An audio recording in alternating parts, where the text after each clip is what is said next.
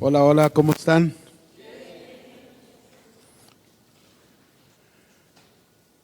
Bueno, vamos a seguir. Nos quedan 2 clases y esperemos terminar las doctrinas de la salvación. Estamos terminando la de la reconciliación. Nos quedan 3 más. Esperemos terminemos, ¿no? Vamos a continuar todavía algo de la reconciliación. Tenemos que entender, que nos quede muy claro, que el ofensor siempre ha sido el hombre, su pecado es el que lo alejó de Dios y que siempre ha sido enemigo desde entonces por su pecado, y como enemigo el hombre, pues le era imposible reconciliarse por sí mismo. Entonces Cristo tuvo que asumir la naturaleza humana, satisfacer la justicia divina en lo que toca respecto a nuestros pecados, que ya lo vimos, propiciación.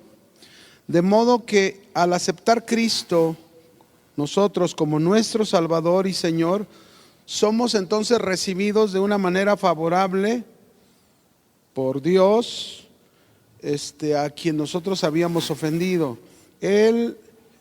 Dios nunca se apartó del hombre y lo único que Él sabía que necesitábamos era la reconciliación, y por eso en el Evangelio de Juan 3:16 escuchamos esto que dice: porque de tal manera amó Dios al mundo. Es decir, Dios nunca se separó de su creación. Dios nos amó tanto que nos dio a su Hijo unigénito para que todo aquel, aquí es donde entra la oportunidad, todo aquel que cree en Él no se pierda, mas tenga vida eterna. Es necesario creer, es necesario, porque Dios no forza a nadie, pero esta fe que habla, pues es una fe que también se produce por la palabra de Dios, por el mensaje del Evangelio. Aquí en este pasaje se nos muestra entonces claramente que Dios, mis hermanos, no dio para poder amar. Dios dio porque amó, que es muy diferente, ¿no? La cruz no fue la causa del amor de Dios, sino el efecto de su amor. Entonces esto nos enseña que Dios nos ha reconciliado, aunque éramos pecadores. Él siempre nos ha amado, nunca se ha alejado de nosotros, y no es Dios el que necesita la reconciliación. Entendamos eso. No es Dios el que necesita la reconciliación. ¿Quiénes son los que necesitamos la reconciliación? Nosotros. Él jamás se ha separado de nosotros, pero nosotros sí. Por el pecado fuimos extraños, fuimos enemigos, pero necesitábamos ser acercados a Él. Así que Cristo es nuestro bendito reconciliador, que reconcilia a los enemigos con Dios. ¿Cuánto le dan gracias a Él por eso? Colosenses capítulo 12, verso 21 y 23. Dice ahí en Colosenses 1, 21 al 23: y a nosotros también, que erais en otro tiempo extraños y enemigos en nuestra mente, fíjense cómo éramos, haciendo malas obras, ahora, ¿cuándo? Os ha reconciliado en su cuerpo de carne por medio de la muerte, para presentarnos santos y sin mancha, irreprensibles delante de Él. Es decir, ¿qué significa esto? Que por Cristo o en Cristo fuimos presentados ante Dios como santos, sin mancha e irreprensibles. No que seamos ya. Fuimos presentados por Cristo. Hagan de cuenta que Cristo se presenta en el lugar de nosotros y nosotros atrás de Cristo, pues no somos esos santos, ni esos sin mancha, ni esos irreprensibles. Estamos en ese proceso. ¿Cuántos están en ese proceso? Todos estamos en ese proceso. Verso 23: si en verdad permanecéis fundados, fíjense cómo esto se hace real. Si en verdad permanecemos fundados y firmes, ¿en qué? En la fe. ¿Qué quiere decir? Sin movernos de la esperanza del evangelio que habéis oído.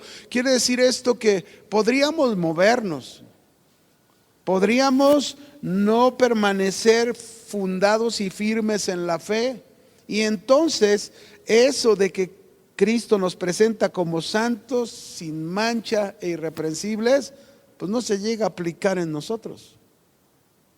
Por eso es importante permanecer fundados y firmes en la fe hasta que Cristo regrese. Amén. Acuérdense, éramos extraños de Dios en nuestra manera de pensar, éramos enemigos, pero Dios nos reconcilió en Cristo. En la declaración, hay una declaración de fe, yo no sé si usted ha oído de esto, pero en la declaración de fe de Westminster, espero pronunciarlo de la mejor manera, se dice o se afirma que el propósito central del ser humano es glorificar a Dios y disfrutar de Él para siempre. Ahora, ¿cómo glorificamos a Dios y cómo disfrutamos de Él si no somos reconciliados? ¿Ven la importancia de la reconciliación? Es por la reconciliación que tú y yo podemos glorificar a Dios y podemos disfrutar de Él para siempre. Amén. Bien. Vamos a analizar este siguiente cuadro que va a ilustrar claramente el que ahora estamos en Cristo y el ayer que no estábamos en Cristo. A través de esto, ¿sí? Usted puede poner dos títulos al frente, los que están en Cristo y los que no están en Cristo. Vamos a ver este cuadro. 1. Los que están en Cristo son amigos de Dios. ¿Cuántos son amigos de Dios? ¿Todos? Los que no están en Cristo, ¿qué son? Enemigos de Dios. 2. Los que están en Cristo andan en el Espíritu. Y los que no están en Cristo andan conforme a la carne. Usted solo evalúese cómo está usted caminando, cómo se está conduciendo, ¿no? Los que están en Cristo viven en vida y paz. Los que no están en Cristo están en guerra y en muerte. Los que están en Cristo aman la ley de Dios. Los que no están en Cristo están contra la ley de Dios. Los que están en Cristo se sujetan a Dios. Los que no están en Cristo no se sujetan a la ley de Dios. Los que están en Cristo buscan agradar a Dios. Los que no están en Cristo no pueden agradar a Dios, no pueden, porque andan en su carne. Por último, los que están en Cristo tienen nueva vida. Y los que no están en Cristo no tienen vida espiritual. ¿Queda claro? Así es esto, mis hermanos. En una forma tan sencilla. Ahora, ¿cuál fue el medio para reconciliar? Solo el acto mediador hecho por Cristo Jesús. La muerte expiatoria de Cristo es el epicentro de nuestra reconciliación. Que nunca se nos olvide. Dice, fuimos reconciliados con Dios por la muerte de su Hijo, ¿verdad? Nos enseña la Escritura. Ese es el medio que usó para que nosotros fuéramos reconciliados. Ahora, ¿reconciliados para qué? ¿Reconciliados para qué? Pues para hablar con Dios, comunicarnos con Dios, adorarlo, glorificarlo, para poder tener oración, un diálogo con Dios. Todo eso tiene que ver con la reconciliación, porque si no hubiera reconciliación no podríamos hacer nada de esto. Ahora, pero también reconciliados para algo en especial, nos dice la palabra, para ministrar a otros. ¿Reconciliados para qué? Para ministrar a otros. Es decir, gracias a la reconciliación, ahora que somos amigos de Dios, se nos ha encomendado a cada uno de nosotros los creyentes, se nos ha encomendado la palabra de la reconciliación. Somos embajadores de Cristo ante este mundo. Vamos a leerlo, 2 Corintios, capítulo 5, vamos a leer desde el verso 17 hasta el 20. Quizás ya lo hemos leído, pero vamos a analizarlo, ¿no? 2 Corintios, capítulo 5, verso 17 al 20.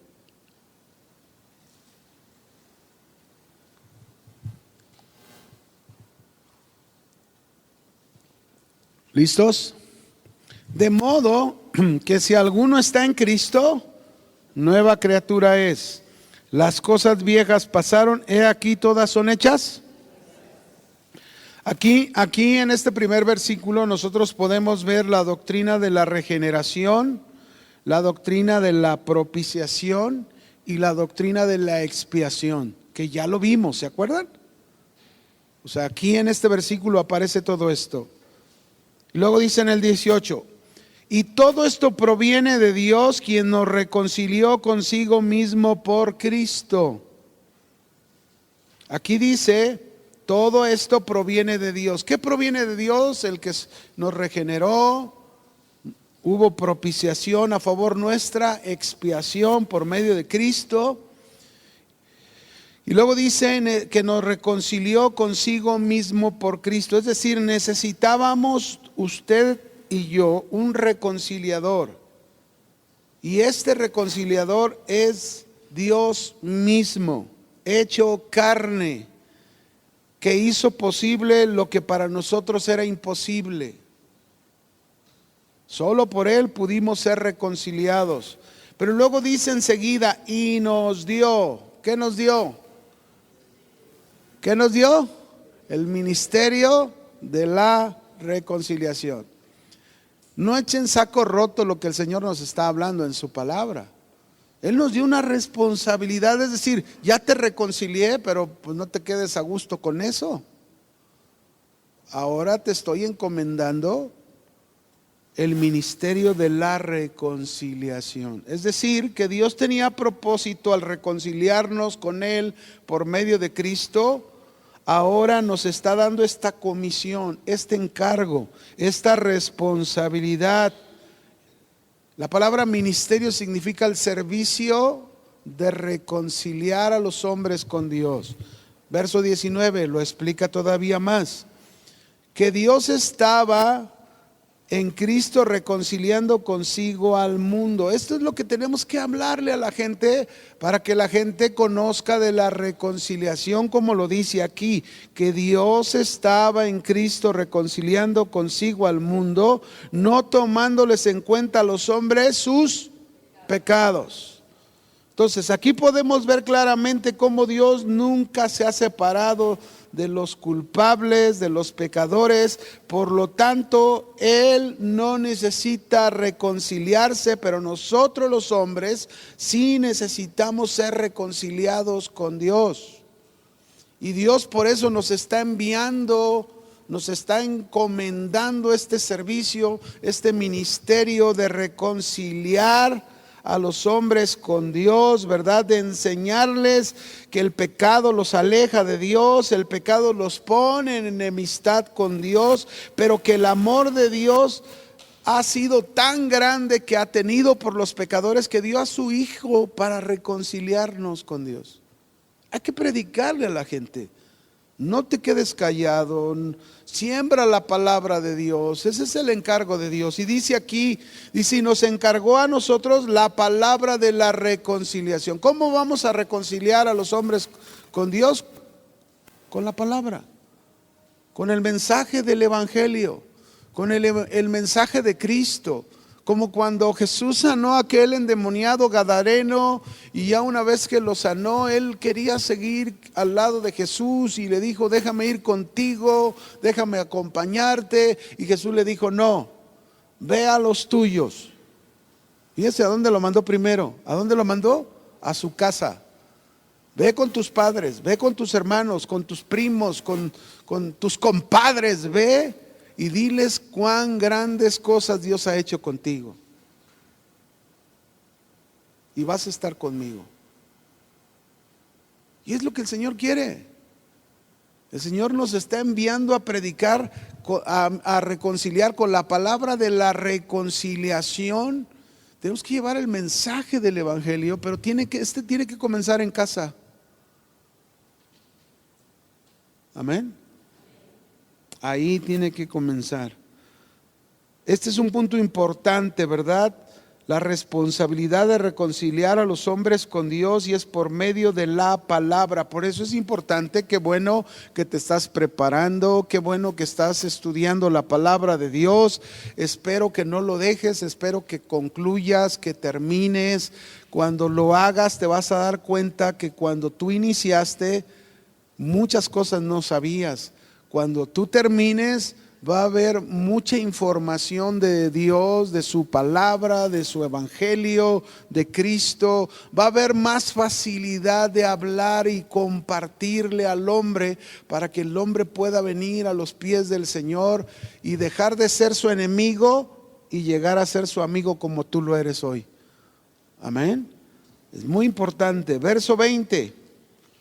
Así que somos embajadores en nombre de Cristo, como si Dios rogase por medio de nosotros. Os rogamos en nombre de Cristo, reconciliaos.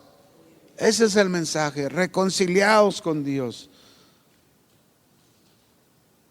Verso 21, al que no conoció pecado, por nosotros lo hizo pecado, para que nosotros fuésemos hechos justicia de Dios en él. Este último versículo, que nunca se nos olvide, es como plasmarlo para que no se nos olvide los creyentes, que Cristo ocupó nuestro lugar para presentarnos ante Dios como justos. Aquí aparece otra doctrina que ya vimos, la justificación, pero también para que vivamos en esa justicia y representemos con ella la justicia de Dios en este mundo como embajadores. Que hagamos bien nuestra función como embajadores del reino de Dios en este mundo. Amén. ¿Quedó clara esta doctrina de la reconciliación, hermanos? Bueno, esta misma doctrina de la reconciliación, dijimos, todas las doctrinas no las estamos hablando separadas para que usted las comprenda y entienda todo lo que representa y significa su salvación, nuestra salvación. Después de la reconciliación es de entender que sigue esta otra doctrina, que es la doctrina de la adopción. La doctrina de la adopción.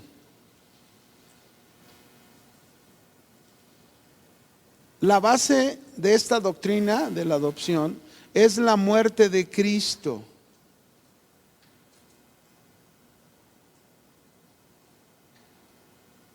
Ya supimos a través de la doctrina de la redención que Cristo nos liberó de la esclavitud del pecado, y a través de esa redención nosotros fuimos regenerados, fuimos reconciliados, pero ahora a través de eso recibimos la adopción por fe en Cristo Jesús, como dice el Evangelio de Juan, capítulo 1, versículo 12.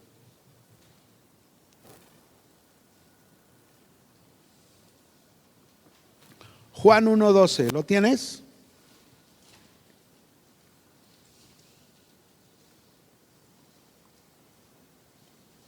¿Listos?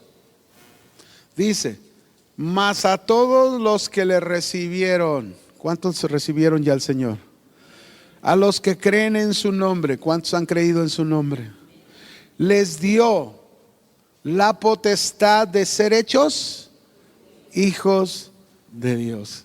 Híjole, yo no sé qué sientas tú cuando oyes esto, Yo no sé qué te imagines tú cuando oyes esto, si ya te acostumbraste al lenguaje bíblico nada más y no lo disfrutas. Pero hermanos, tú y yo no podríamos haber llegado a ser hijos de Dios por nosotros mismos. Imposible. Imposible que nosotros, por nosotros y por nuestra propia boca digamos, yo soy hijo de Dios, como la gente dice, todos son hijos de Dios. ¿Has oído a la gente que dice que todos son hijos de Dios? Pues ahora te das cuenta que no. Tú puedes leer la Biblia desde el principio. Génesis, cuando Dios le dice a Adán y a Eva la promesa, Génesis 3:15, pondré enemistad entre tu descendencia, tu simiente mujer, con la descendencia y la simiente de la serpiente. ¿A quién representaba la serpiente? ¿Quién era la serpiente? ¿Quién era? Satanás. Y la mujer, ¿a quién representaba al creer en esta promesa? Que de su descendencia y de su simiente vendría un redentor. ¿A quién representaba? A los creyentes. Fíjense desde dónde ya apuntaba Cristo Jesús, porque ahí les dio una promesa de un redentor. Y desde ahí comienza una división: los hijos de Dios y los hijos del diablo. Y el primero que se dio para ser un hijo del diablo fue Caín. La misma Biblia lo dice. Tú lo puedes leer en las cartas de Juan, donde habla de que Caín obró de tal manera porque era hijo del diablo. En ese sentido, cuando dice que es hijo del diablo, mis hermanos, tenemos que entender que este es un lenguaje bíblico. Cuando se habla que es hijo del diablo, se refiere que se hace las mismas cosas que hace ¿quién? El diablo, quien es su padre. Desde ahí comienza. Tú desde ahí puedes seguir la línea de la genealogía de los hijos del diablo y la genealogía de los hijos de Dios, hasta llegar aquí y entender que nosotros llegamos a ser hijos de Dios no por nosotros mismos, porque éramos unos pecadores, que obrábamos mal, hacíamos lo que bien nos parecía, pero un día recibimos a Cristo. Juan 1:12, ¿no? Recibimos el mensaje de Cristo. Cristo vino a ser nuestro Salvador, nuestro Redentor, creímos en su nombre, y entonces nos dice ahí que tenemos la potestad de ser hechos. Y la palabra potestad en otras versiones dice el privilegio. Tenemos el privilegio de ser hechos hijos de Dios. Gálatas 3, verso 26. Aquí nos va a decir cómo es que llegamos a ser hijos de Dios.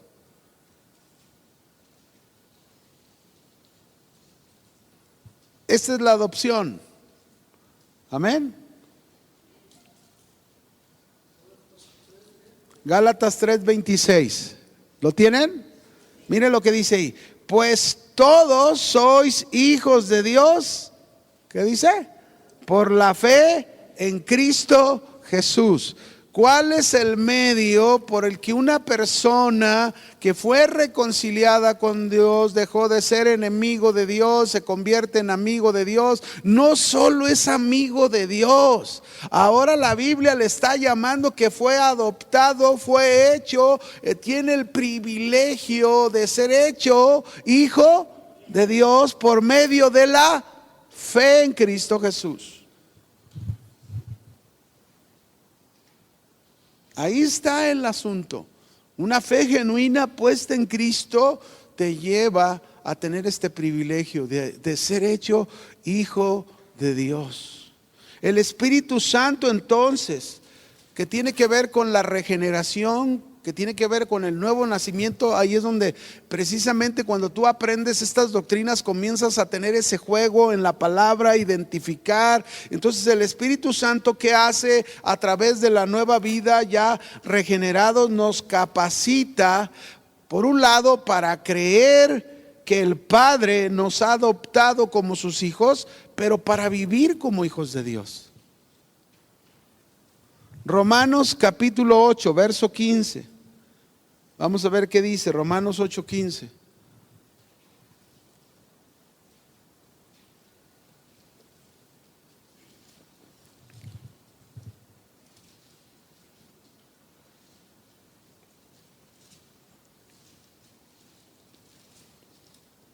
Vean todos los beneficios que tenemos por la salvación. ¿Ya lo tienen? Porque todos los que son guiados por el Espíritu de Dios, estos son hijos de Dios.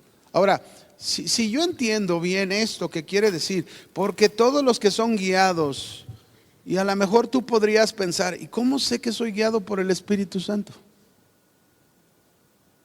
¿Cómo podríamos nosotros saber que somos guiados, dirigidos por el Espíritu Santo? ¿Cómo creen? Porque todos, dice aquí, los que son guiados por el Espíritu de Dios, estos son hijos de Dios. ¿Qué quiere decir? Que cuando fuimos adoptados, fuimos hechos, tuvimos ese privilegio de ser hechos hijos de Dios. Lo tuvimos porque fuimos regenerados, tenemos una nueva vida espiritual. Y entonces cuando dice aquí, los que son guiados por el Espíritu de Dios, quiere decir que somos guiados por esa vida espiritual que se nos da por medio de la palabra de Dios. Cuando yo escucho la palabra de Dios y la obedezco, yo estoy siendo guiado por el Espíritu de Dios. Amén. Cuando Dios me dice, hey, airaos, pero no peques, entonces, ya, controlas tu enojo, no dejas que el sol se ponga sobre ti. Tú estás siendo guiado por la palabra de Dios, tú estás siendo guiado por el Espíritu Santo. Estás siendo guiado por la vida espiritual que el Espíritu Santo te da por medio de la palabra de Dios. Si la palabra de Dios nos dice, ustedes oyeron que en el pasado las escrituras decían, ¿verdad? Los antiguos decían, amarás a tu prójimo y aborrecerás a tu enemigo. Pero yo les digo ahora, amen a sus enemigos, bendigan a los que les maldicen, oren por los que les persiguen. Si nosotros hacemos caso a la palabra de Dios, entonces yo estoy siendo guiado por el Espíritu de Dios, y entonces yo soy realmente, tengo la seguridad de que soy un hijo de Dios. ¿Sí está claro? Así es como lo está diciendo la Escritura. Pero no solo eso, dice, pues no habéis recibido el espíritu de esclavitud para estar otra vez en temor, sino que habéis recibido el espíritu de adopción. Ahí está otra vez esta doctrina de adopción. Fuimos hechos hijos de Dios. ¿Y cuál es el beneficio grande que tenemos al ser hechos hijos de Dios? Y es mi amigo, porque fui reconciliado, pero ahora me está llevando más allá de ser el amigo de Dios. ¿Qué dice aquí? Dice, recibimos el espíritu de adopción por el cual clamamos. Dice, ¿hasta dónde nos ha llevado el beneficio de lo que Cristo logró por nosotros? Cuando dice aquí, por el cual clamamos, Abba, Padre, ese es adopción, ese es ser hechos hijos de Dios, nos está llevando a una relación con Dios de tal manera. Esta es una expresión como de un niño pequeño que busca a su padre. Yo no sé cuántos son papás esta noche aquí, como papás. A ver, ¿cuántos hay papás aquí? Levanten su mano todos. A lo mejor ya sus hijos están grandes, ¿no? Si alguien tiene un hijo bebé lo va a entender. Pero no sé si se acuerdan cuando su hijo tenía 1 año, 2 años, 2 años, ¿verdad? ¿Cómo te recibía cuando llegabas a casa después de trabajar? ¿Acaso estaba sentado ahí en el mueble y ¿qué va, papá? ¿Cómo te fue? ¿Verdad que no? Cuando abrías la puerta, corría y se te agarraba de la pierna, papá. Y es una expresión tan tierna del bebé, del hijo. Yo me acuerdo del mío, ¿verdad? Yo vivía en un departamento cuando tuve el primer hijo. Estaba en 4º piso, tenía ventana panorámica. Y en ese tiempo, porque estaba por Guadalupe, y en ese tiempo no había tanto tráfico como tú te podías parar por Avenida Guadalupe. Entonces yo me paré ahí, no existía el Club Atlas ni nada de eso, todo estaba vacío hasta el periférico. Y entonces me paraba ahí y me acuerdo que en cuanto me bajaba estaba esperando en la ventana. Él sabía ya la hora que llegaba su papá, y cuando me ve desde arriba, pegaba, mi hijo, espérate, no vas a quebrar el vidrio. Pero con una emoción, ¿verdad? Híjole, pues yo me sentía súper feliz de qué manera me recibía. Ni siquiera mi esposa así le hacía. No, pero también ella ya me preparaba aquella comida tan deliciosa. Pero mi hijo, ¿con qué expresión, verdad? ¿Con qué relaciones? Pues eso se está refiriendo aquí. Tú fuiste hecho hijo de Dios y ahora te puedes acercar al Padre de esa manera, en esa relación tan íntima de un hijo con su papá. Claro que si es un papá, ¿verdad? De esos gruñones, y el hijo, por más que papá, Ahí estás, aflójate. Ojalá y el bebé pudiera decirle: papá, aflójate tantito para abrazarte. Y algunos no se aflojan, es todos tiesos. No me vean mal, pero eso es a lo que se refiere. Ahora, como hijos hechos de Dios, tenemos todo el privilegio de poder ir con Dios, de poder hablar de esa forma. ¿Cómo es un niño? Acuérdese cómo es ese bebé, cómo apenas balbuceaba, hablaba en lenguas, ¿verdad? ¿Y a poco no te... ¿Dónde trabaja tu papá? Yo le acuerdo que le decía: ¿dónde trabaja tu papá? Atén. Y los grabé. Yo tengo un cassette donde los primeros 3 años de cada uno de mis 2 hijos varones, ya la niña ya no había cassette para grabar. Pero los primeros les grabé sus pasitos desde que tenían. A uno lo grabé media hora llorando de recién nacido. Mi esposa: ¿por qué no dejas llorar tanto tiempo?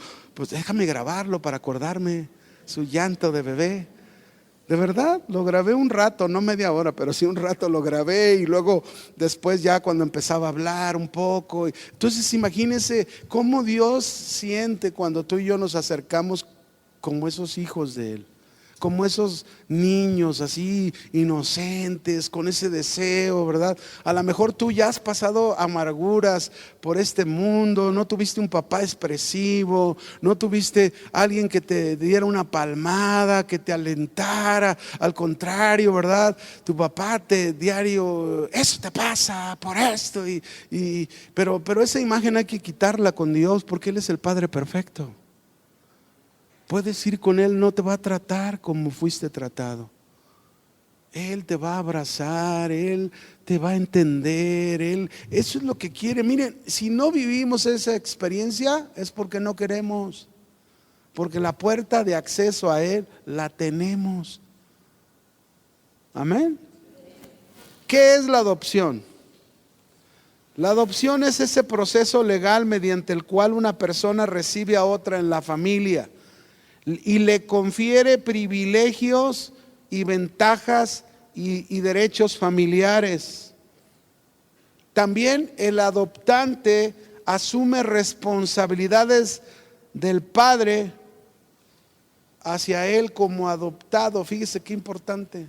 Es decir, tenemos todos los privilegios, tenemos todos los derechos de ser de la familia de Dios. ¿Cuántos? Todos. Pero también tenemos todas las responsabilidades de someternos, de sujetarnos a nuestro Papá celestial. A lo mejor en la tierra como hijos, híjole, ¿cómo nos costó ser obedientes? Pero estamos con el Padre que nos está enseñando, nos está educando como no fuimos educados.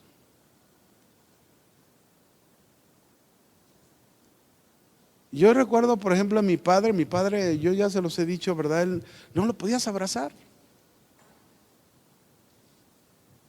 Pero con el tiempo fue cambiando.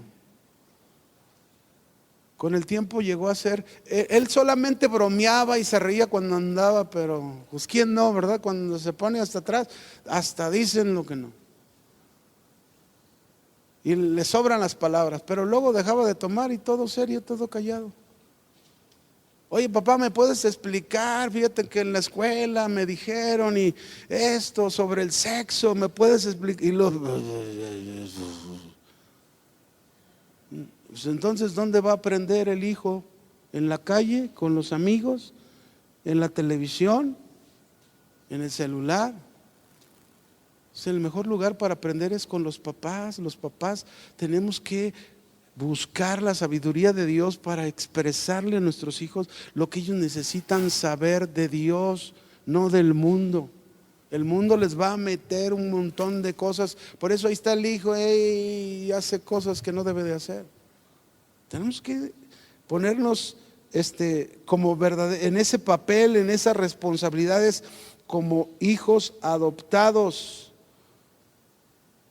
Así que un hijo verdadero se convierte en beneficiario de todos los derechos, los privilegios, pero también todas las responsabilidades correspondientes como hijos de familia. Eres hijo de Dios. Ya no lo soy. ¿Eres hijo de Dios o eres hijo del otro? Convencido, dígalo. No, usted es hijo de Dios, ¿verdad? Entonces tiene responsabilidades. Y esas responsabilidades como hijo de Dios es, una de ellas, ser obediente. Ser obediente a su Padre. ¿A cuánto les gustaría que un día el Padre Celestial hable de ustedes como habló de Jesús cuando dijo: este es mi Hijo amado en quien tengo mi complacencia? Imagínate qué bonito un día que diga: Esther es esa hija de Dios en la que yo estoy bien complacido. Rebeca, ella es esa hija mía en la cual yo estoy complacido.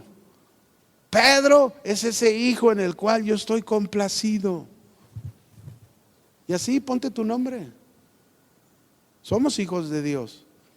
Y como hijos de Dios representamos a nuestro papá. No como los judíos, ¿verdad?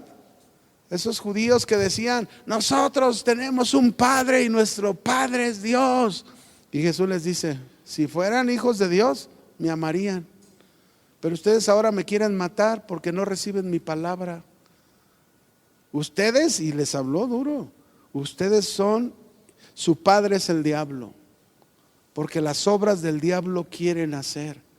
Él es homicida desde el principio. Él es el padre de mentira. Y eso es en lo que se estaban conduciendo. Así que por eso nosotros, si somos hijos de Dios, no podemos actuar de otra manera. Fuimos reconciliados, fuimos hechos amigos de Dios. Acuérdense, no merecíamos nada de esto, pero por Cristo fuimos hechos todo esto. Esa es nuestra salvación. Ahora se nos ha adoptado como hijos de Dios. En el Antiguo Testamento, fíjense bien, no se tenía este lenguaje de adopción comúnmente. En el Antiguo Testamento la ley no contenía una legislación específica sobre la adopción de hijos. El idioma hebreo no posee ningún término técnico para nombrar esta práctica de adopción. Su ausencia, la ausencia de la adopción, era explícita entre los israelitas. ¿Por qué? Porque para que los matrimonios no podían vivir si no tenían hijos, ¿verdad? No podrían, es decir, por ejemplo, si un matrimonio no tenía un hijo, pues ya no tenían a quién dejarle pues todo lo que habían logrado, sus tierras, todo. ¿Se acuerdan cuando Noemí, es un ejemplo claro, ¿no? Que Noemí con su familia se fue a la tierra de los moabitas, ahí en el capítulo 1 tú lo puedes leer, y murió el esposo y murieron los hijos. Ella quedó viuda junto con Ruth. Y una viuda en tiempos hebreos, en tiempos de ella, era considerada la mujer más miserable. ¿Por qué? Porque no podía recuperar las tierras y las cosas que le pertenecían a su esposo. Tenía que haber alguien que redimiera. Por eso la adopción no era muy común, porque si ya se adoptaba un hijo, pues ese se le daba todo lo que tenía, y no lo hacía el pueblo judío. Había sus razones, ¿no? Esa práctica entre los judíos no era común. Pero sin embargo, a pesar de eso, vemos en las Escrituras que Dios habla de esta adopción en el lenguaje que traduce algunas veces, la habla, pero refiriéndose en forma general del pueblo de Israel. Por ejemplo, en Génesis 48:5,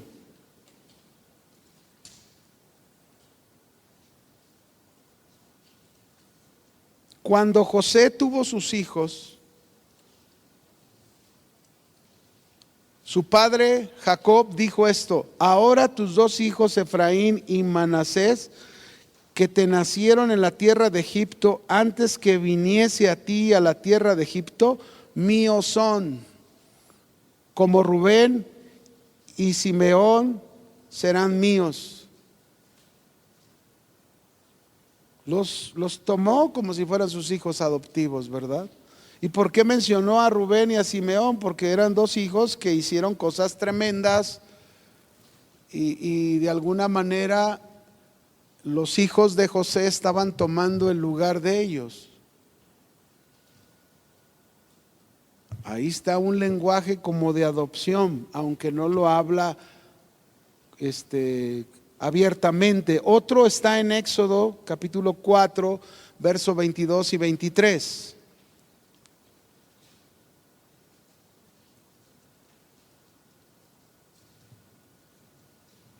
Dice ahí, y dirás a Faraón, o sea, está enviando a Moisés con Faraón, Jehová ha dicho así, Israel es mi hijo, mi primogénito. Ahí está otra vez apareciendo el lenguaje de la adopción, no de una manera directa, sino indirecta. Es como decir, no está diciendo ahí los he adoptado, pero al mencionarlo como su hijo, su primogénito, entendemos que él consideró al pueblo de Israel como hijos adoptivos también, ¿no? Ya te he dicho que dejes ir a mi hijo para que me sirva. Otro texto en Oseas capítulo 11, versículo 1, aparece este lenguaje también. Dice ahí Oseas 11:1, cuando Israel era muchacho, yo lo amé y de Egipto llamé a mi hijo. Otra vez, habla de Israel en general como su hijo, haciendo alusión a esta adopción. Pero sin embargo, no aparece claro este concepto en el Antiguo Testamento. Este concepto de la adopción aparece de una manera plena en el Nuevo Testamento. Es aquí donde precisamente es clara esta frase y es clara dentro del concepto de la doctrina, como lo estamos hablando, ¿verdad? Que tiene que ver con lo que Dios ha hecho por aquellos que han creído en Él. Entonces, como hijos de Dios, mis hermanos, al ser adoptados como hijos de Dios, vamos a ver algunas cosas que tenemos que tener en nuestra vida. La primera, si somos hijos de Dios, el Espíritu da testimonio a nuestro corazón de que somos hijos de Dios. El Espíritu da ¿qué? Testimonio. ¿Por qué? Porque Él es el que nos regenera, Él es el que nos reconcilia, Él es el que nos adopta, aplica eso, ¿no? Entonces Él da testimonio. Otro, el Espíritu obra en cada creyente haciendo posible esta intimidad con Dios como Padre.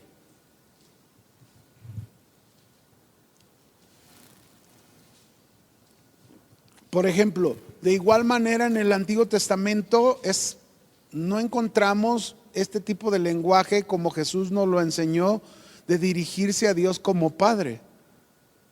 Cuando se oraba en el Antiguo Testamento, se oraba a Dios, se le pedía a Dios. Pero vino Jesús y luego Jesús nos enseñó, cuando ustedes oren, oren de esta manera, Padre nuestro. Desde ahí ya la dirección de nosotros con Dios cambia.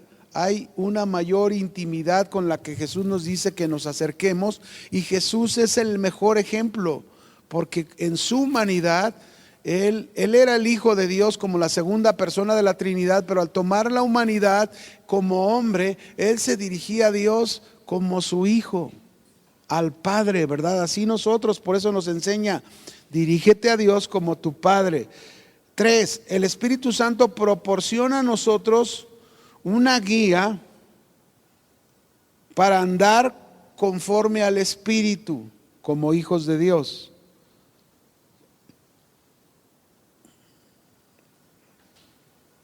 Otro punto, los que han sido adoptados por Dios dentro de la familia, fíjense, ahí va otro beneficio más como hijos de Dios. No solamente tenemos comunión con Dios,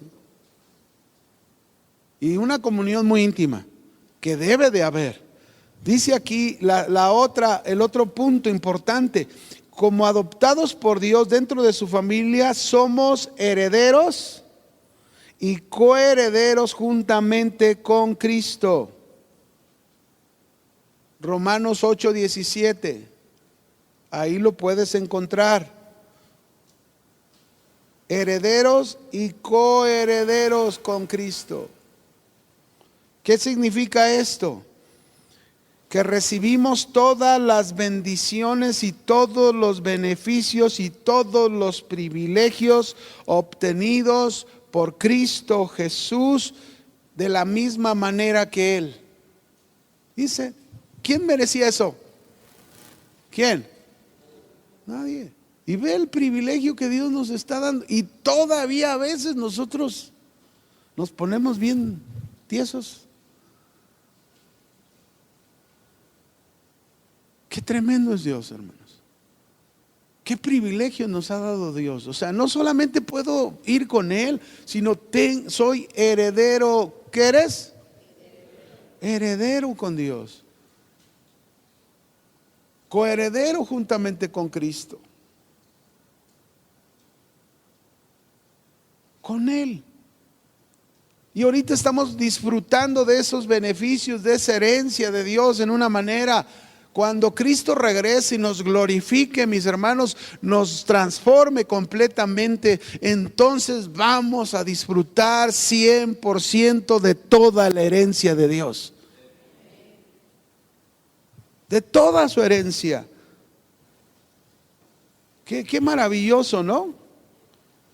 Qué beneficio nos ha dado Dios como familia de Él.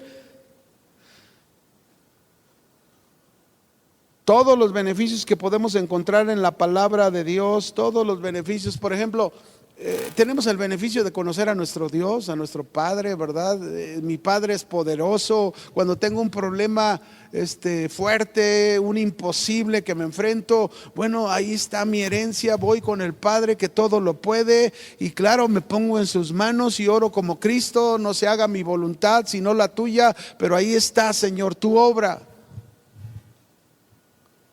Y hay algunos casos donde Dios obra, ¿verdad? Mire, por ejemplo, hace unas semanas, casi un mes, un hermano que estaba estudiando el instituto en línea, le dio un infarto cerebral.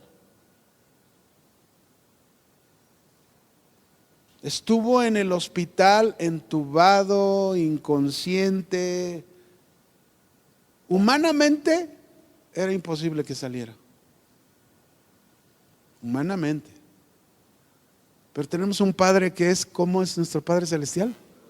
Todopoderoso. ¿Lo creen? Pues imagínense. Entonces estuvimos ahí tratando de apoyar, orando, y hace unos días yo salí fuera y regresando le escribí a la hermana, ¿cómo sigue nuestro hermano? ¿Cómo va todo? Y que me dice, ya salió, ya está consciente. Nos lo llevamos, se lo llevó a un lugar donde vive su hija que es doctora y el esposo es doctor. Ahí está, le están dando rehabilitación, pero está bien. Salió de eso imposible, salió. Pues ese es el Dios que tenemos. No siempre es así, hermanos. A veces el Señor dice, no, ya quiero que se venga Juanito conmigo. O sea, tenemos que entender que el ser bendecido no siempre es que todo es a favor. Lo entendemos, ¿verdad? No siempre es todo a favor, pero sin embargo Dios nos sigue dejando ver milagros, nos deja seguir viendo cosas portentosas que Él hace y que da la oportunidad a uno, da la oportunidad a otro, como a mi esposa que también estuvo a punto de dejarme viudo, gracias a Dios que no, ¿verdad? Y Dios le dijo, te voy a dar una oportunidad más, pero un día va a pasar. Y ella siempre se agarra conmigo y me dice, no, a ti te profetizaron. Así como el pastor Chuy ayer decía, a ti te profetizaron un día, alguien me dio una palabra un día, dice, tú vas a ser tan anciano como los años del rey David, que estaba viejito, y él ahí estaba disfrutando de las bendiciones de Dios. Yo dije, pues mira, el Señor a la hora que Él quiera, Ya ahora nosotros hemos aprendido que partir no nos da miedo, ¿verdad, hermanos? Pero ahí está, porque somos sus hijos. ¿Qué somos?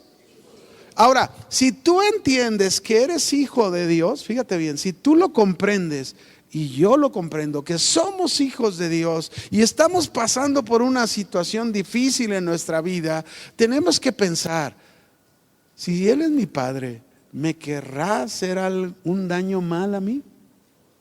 Nunca. Grábatelo, eres su hijo. Él tiene cuidado de lo que estás pasando. Te va a enseñar a que tengas fe, que le creas, que confíes, que uses la herencia que te ha dado. ¿Cuál herencia? Toda la que está en la palabra de Dios. Amén. Así que mis hermanos, qué bendición. Ahora somos hijos de Dios. Ahora somos hijos de Dios. Dios les bendiga. Nos vemos en la siguiente y esperemos concluir con las últimas doctrinas que nos faltan. Que el Señor les bendiga. Cuídense.